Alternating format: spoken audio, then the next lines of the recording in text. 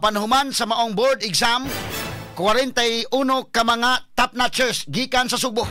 Ay ang Sugbo mga kaigalaan bisan pa man, ha? Grabe ang gipakita nga pagka matawag na tumigila pagbangon yun o pagka maligon mahigala sa mga Sugboanon. Ang iyang napakita mga kaigalaan gumikan kay bisan pa man sa sunod-sunod nga katalagman, katutuang linog mahigala sa northern part of Cebu.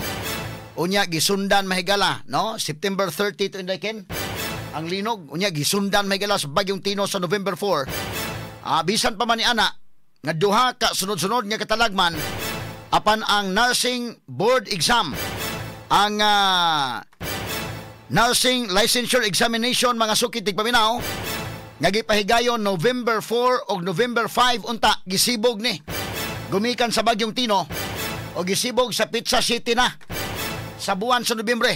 Apan human sa maong board exam, 41 ka mga top notchers gikan sa Sugbo.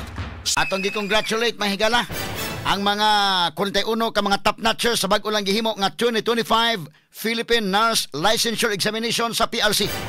Pipila sa mga nursing schools usab sa Sugbo nakakuha og 100% nga passing rate sa maong eksaminasyon.